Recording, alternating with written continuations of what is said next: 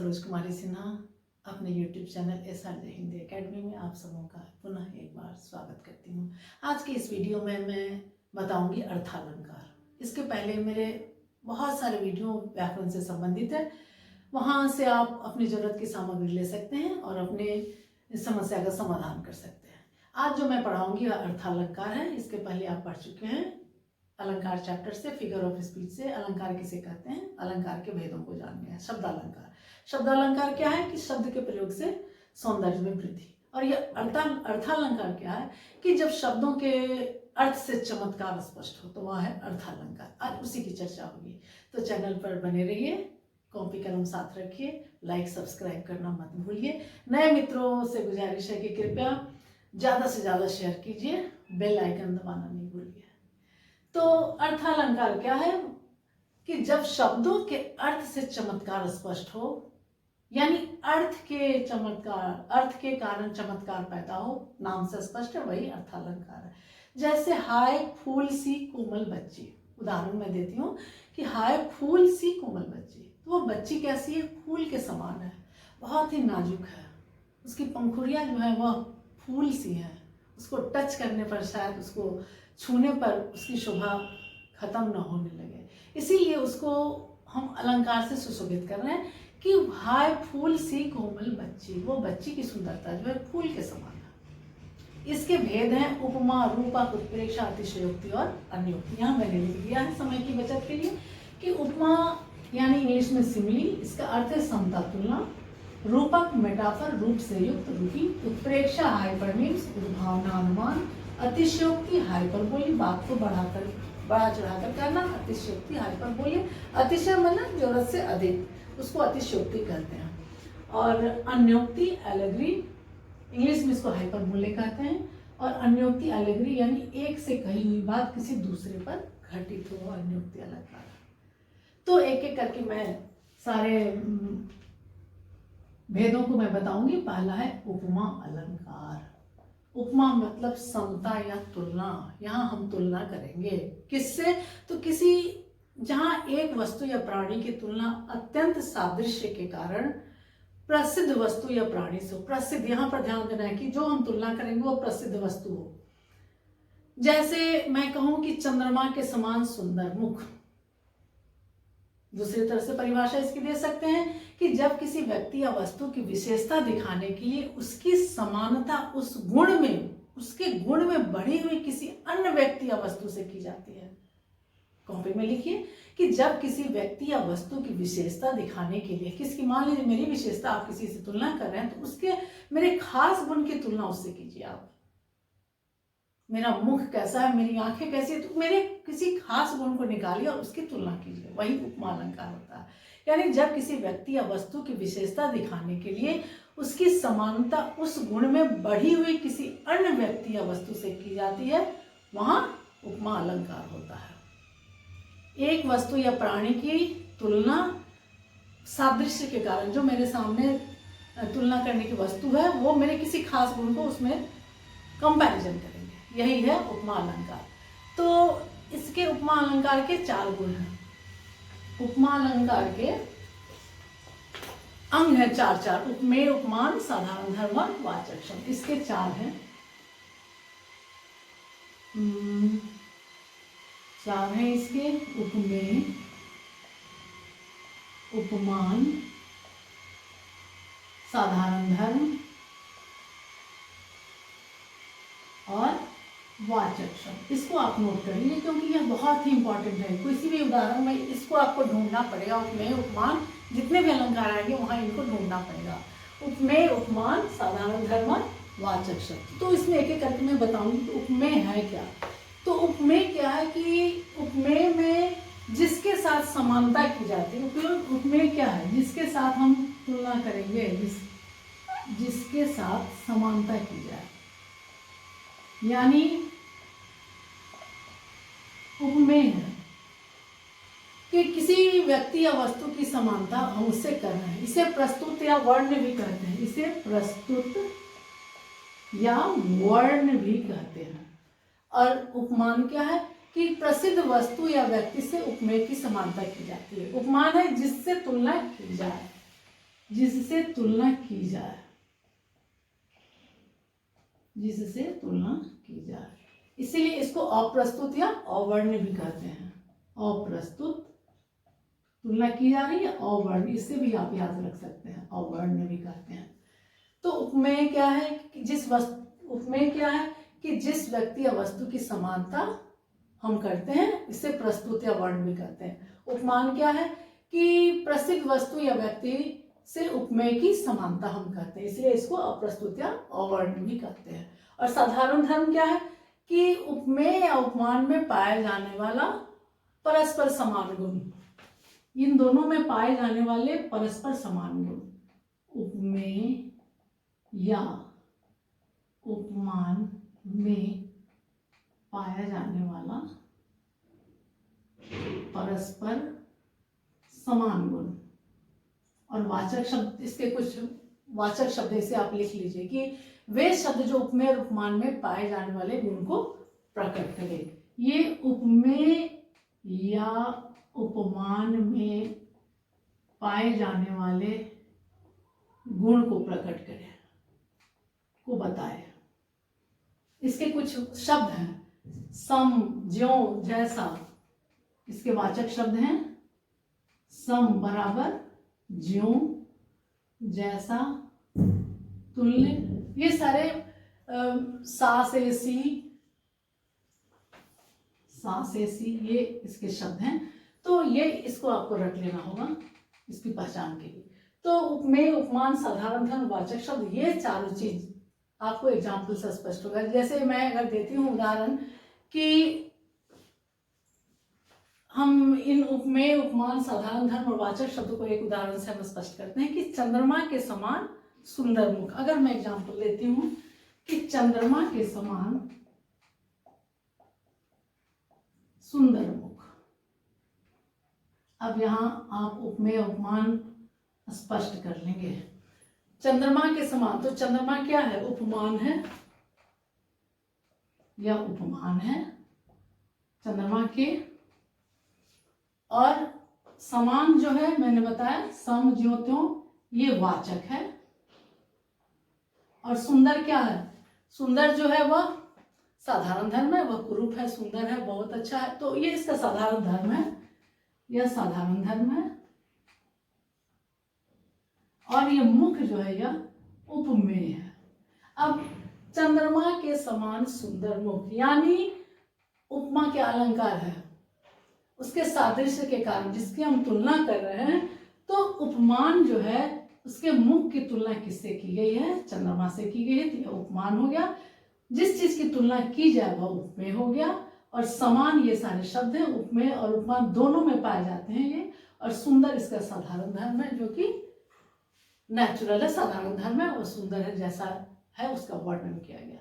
ये उपमा की पहचान है, इसको तो आप देख लीजिए। मान लिया दूसरा उदाहरण देती हूँ मैं कि मखमल के झूल पर हाथी सा टीला। दूसरा उदाहरण देखिए, मखमल के झूल पर, मखमल के झूल पर लिख लीजिए, परीक्षा में आ चुका है, हाथी सा टीला।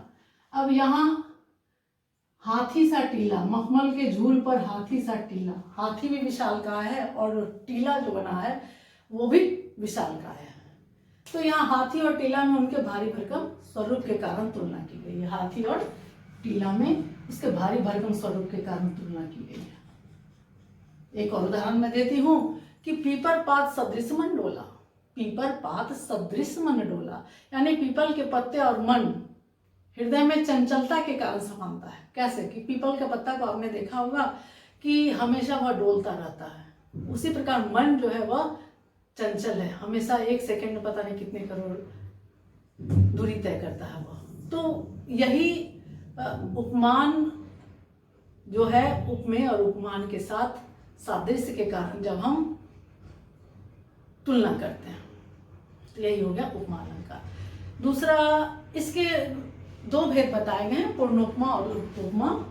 इसके दो भेद बताए गए हैं। पूर्णोपमा इसको अगली वीडियो में मैं बताऊंगी, अभी इसको मैं छोड़ देती हूँ क्योंकि वीडियो लंबा होगा। और लुप्तोपमा पुनोपमा, नाम इसका बस जान जाइए कि पुनोपमा और लोकोपमा। आगे हम आएंगे रूपक अलंकार। रूपक यानी मेटाफर, रूपक अलंकार वैसे अलंकार होते हैं जो, यहाँ भी उपमेय और उपमान की चर्चा होगी रूपक में, कि दो व्यक्ति, रूपक क्या है, जहां उपमेय में उपमान का आरोप है। रूपक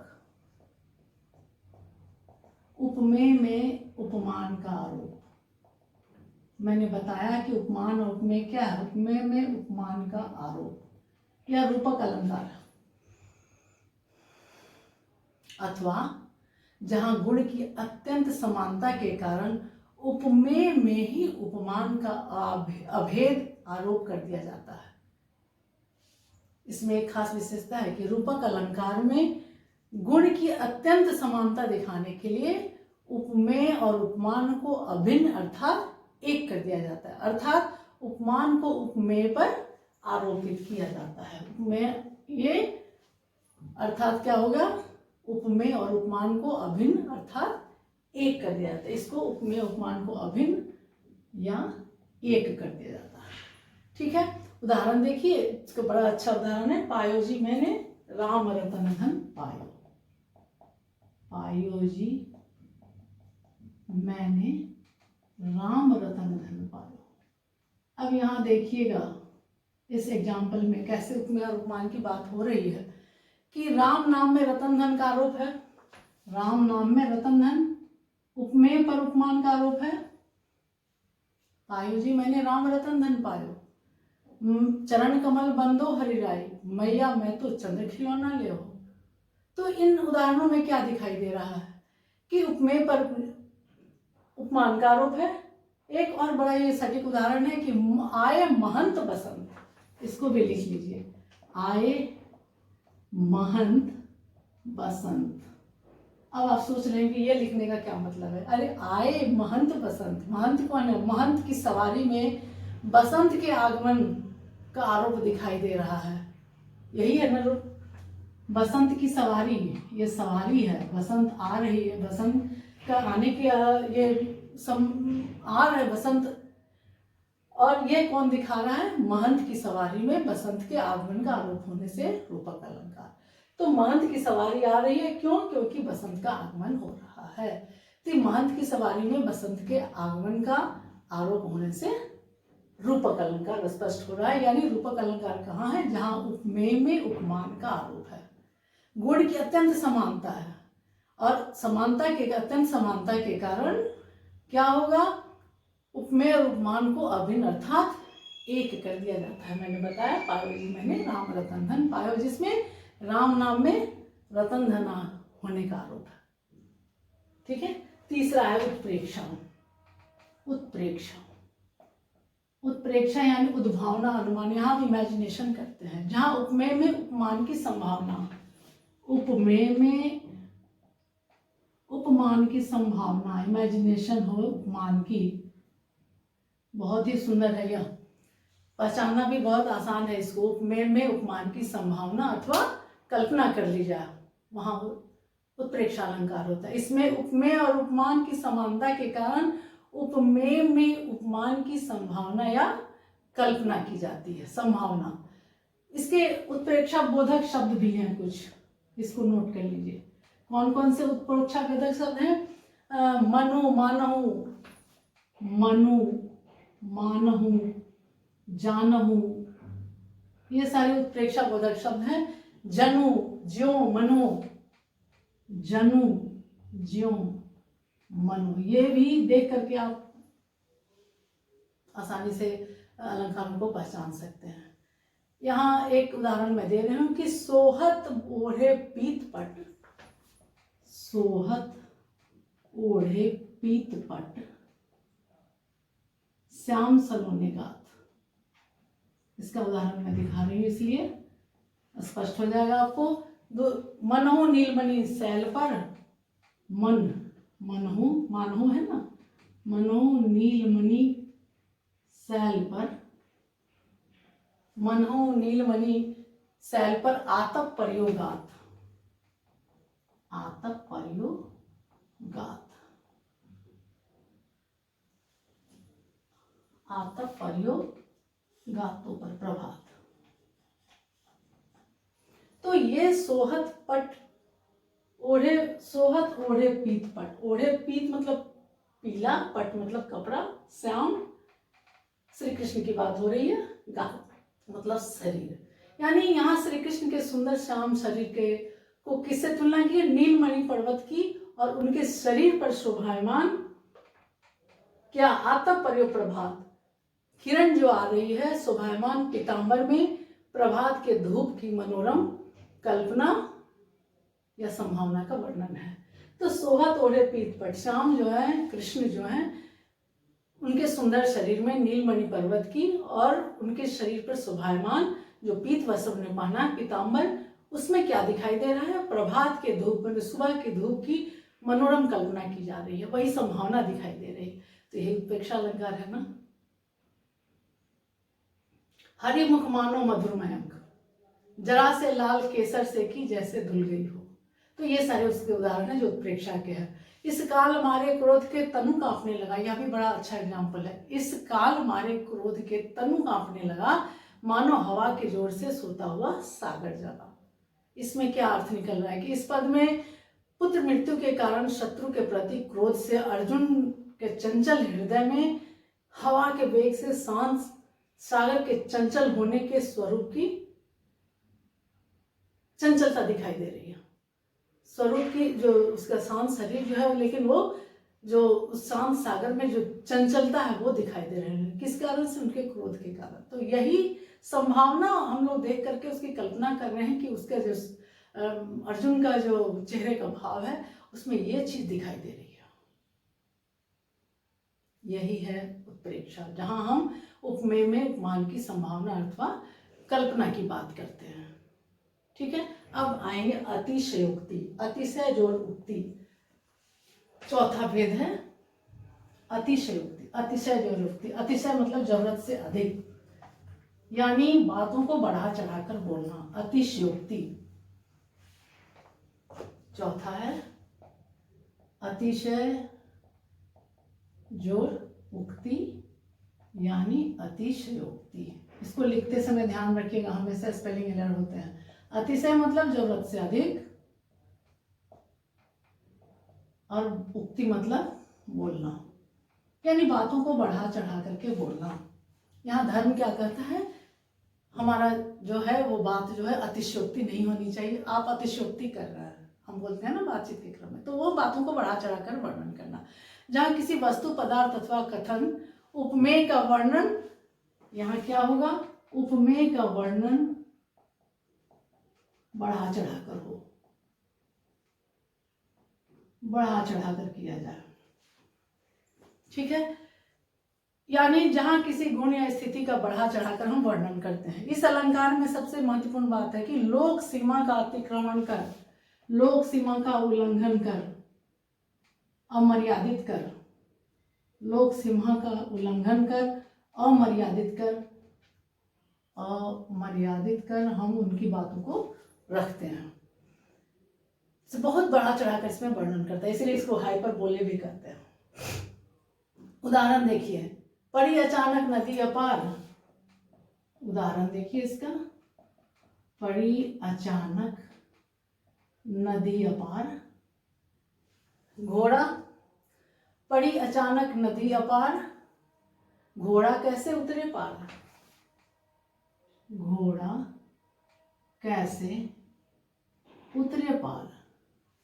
दूसरी पंक्ति है, राणा ने सोचा इस पार, राणा ने सोचा इस पार। इसमें तब तक, राणा ने सोचा इस पार, तब तक चेतक था उस पार, तब तक चेतक था उस पार। अब इन पंक्तियों को देखिए, इसका क्या अर्थ है? इस अलंकार में क्या है? इसमें सोचने मात्र से ही घोड़े का एक और नदी के दूसरी ओर पहुंच जाना, यह तो बहुत ही असंभव है ना, यह असंभव कार्य है ना पंक्ति का अर्थ में।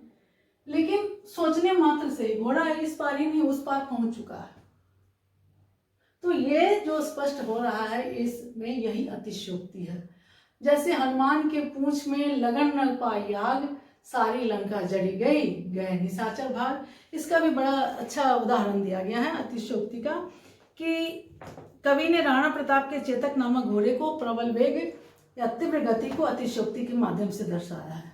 राणा ने नदी के इस पार जब तक दूसरे पार पहुंचने का विचार ही किया था, तब तक चेतक दूसरे पार जा पहुंचा। यही मैंने कहा ना। दूसरा भी उदाहरण है, हनुमान की पूंछ में लगन न पाई आग, सारी लंका जली गई, गए निशाचर भाग। तो यह हनुमान की पूंछ जो लंका दहन का कारण थी, आग लगने के पहले ही सारी लंका के जल जाने का वर्णन है। यह अतिशयोक्ति है, यानी यहाँ बातों को बहुत ही बढ़ा चढ़ा कर कहा गया है। एक तो बड़ा ही अच्छा उदाहरण है कि बालों को खोलकर मत चला करो।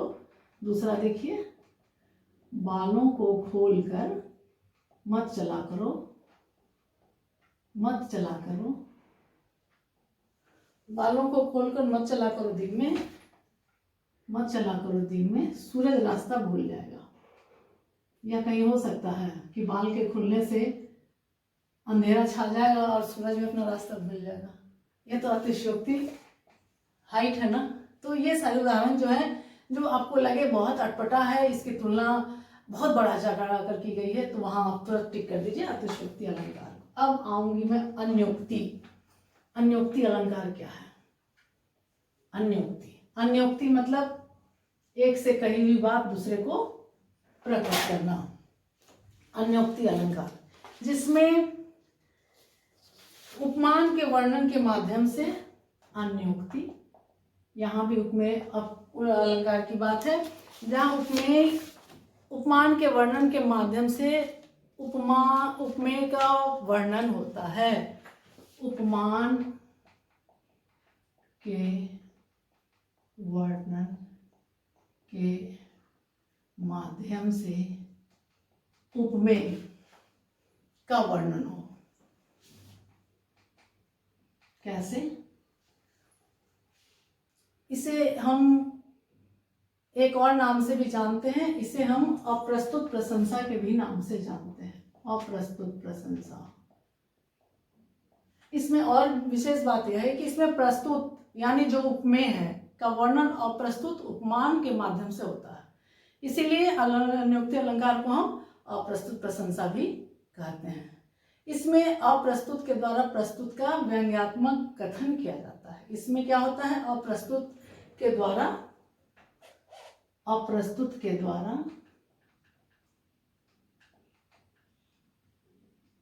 प्रस्तुत का व्यंग्यात्मक विवेचना होती है, व्यंग्यात्मक व्याख्या होती है कि प्रस्तुत का व्यंग्यात्मक कथन किया जाता है। अप्रस्तुत के द्वारा प्रस्तुत का व्यंग्यात्मक वर्णन होगा। वो कैसे? एग्जाम्पल से आप स्पष्ट करेंगे। उदाहरण देखिए कि बिहारी लाल की पंक्ति है, नहीं पराग नहीं मधुर मधु, नहीं पराग नहीं मधुर मधु, नहीं विकास यही काल, यही काल, अली कली ही बंध्यो, अली कली ही बंध्यो, आगे कौन हवाल, आगे कौन हवाल। ये पंक्ति क्या है? बिहारी की दी हुई पंक्ति है कि अली कली हीसो बंध्यो आगे कौन हवाल। तो इसमें भौरे को प्रताड़ित करने के बहाने कवि ने राजा जयसिंह की काम लोलुपता पर व्यंग किया है इस पंक्ति में। तो यहाँ प्रस्तुत अप्रस्तुत के द्वारा प्रस्तुत का व्यंग्यात्मक वर्णन आपको स्पष्ट झलक रहा है, क्योंकि यहाँ आप देखेंगे कि इसके अर्थ में कि कवि ने इस काल में न तो फूल में पराग है, न ही मीठी मधु ही है, न ही पराग है, न ही मीठी मधु है, और न ही अगर कभी अभी से भौरा फूल की कली में ही खोया रहेगा तो आगे न जाने क्या होगा। इसी को व्यंग्यात्मक ढंग से बिहारी ने अपनी पंक्ति में स्पष्ट किया है कि न पराग है न मधुर मधु है, और तुम अभी से अगर इसमें खोए रहोगे तो तुम्हारे जो राजगढ़ है उसका क्या होगा। इसी का व्यंग्यात्मक वर्णन किया है। तो यहाँ भी आप देखते हैं कि उपमान के वर्णन के माध्यम से उपमेय का वर्णन हो रहा है। तो और और प्रस्तुत के द्वारा प्रस्तुत का व्यंग्यात्मक वर्णन हो रहा है, यही अन्योक्ति अलंकार है। एक और उदाहरण है इसका, वे न यहाँ नगर बड़े, वे न यहाँ नागर बड़े, जिन आदर तवाब, फूलो वन फूलो भयो, गवई गांव गुलाब। तीन तीन अर्थ इसमें ध्वनित हो रहा है, इसमें भी, इस उदाहरण में भी। एक प्रत्यक्ष गौण और दो अप्रत्यक्ष मुख्य है। इसमें भी इन उदाहरणों में आप देख सकते हैं कि कौन प्रत्यक्ष है और कितने अप्रत्यक्ष है, तो भी आप अन्योक्ति अलंकार की पहचान कर लेंगे। तो इस तरह से आपने देखा कि उपमा, रूपक, उत्प्रेक्षा, अतिशयोक्ति और अन्योक्ति। अतिशयोक्ति को एक मुबालिया शब्द भी जानते हैं, मुबालिया, मुबालिया भी इसको कहते हैं। तो उपमा में क्या है, उपमा जहां एक वस्तु या प्राणी की तुलना उसके सादृश्य के कारण प्रसिद्ध हो। रूपक क्या है, रूपक अलंकार जहां उपमेय में उपमान का आरोप हो। उत्प्रेक्षा काव्य में समानता हो, उपमेय उपमान की संभावना हो। अतिशयोक्ति बढ़ा चढ़ाकर बोला जाए बातों को। और अन्योक्ति कहाँ क्या है, अन्योक्ति में जहां पर हम उपमेय उपमान वर्णन के माध्यम से उपमेय का वर्णन होता है, जहां उपमान के वर्णन के माध्यम से उपमेय का वर्णन होता है, वहां अन्योक्ति अलंकार होता है। ठीक है, तो ये पांचों परीक्षा के लिए बहुत ही उपयोगी हैं। इन सारी बातों को आपने अवश्य नोट कर लिया होगा और आशा है यह वीडियो आपको अच्छी लगी होगी। जितने भी वाचक शब्द हैं, अनुमान वाले शब्द हैं, उसको भी देखिए। और एक वीडियो होगा जहां पर मैं उपमा के दोनों भेदों, लुप्त उपमा और मालोपमा और पूर्ण उपमा के बारे में चर्चा करूंगी। तो अगर कहीं कोई दिक्कत हो रही है तो मेरे कमेंट बॉक्स में लिखिएगा। और जो भी छात्र परीक्षा दे रहे हैं, किसी भी तरह की कॉम्पिटिटिव परीक्षा, उन लोगों के लिए मैं आप लोगों को आशीर्वाद देती हूँ और चाहती हूँ कि आपका भविष्य उज्जवल हो। इसी कामना के साथ अगले वीडियो का इंतजार कीजिए। तब तक के लिए धन्यवाद।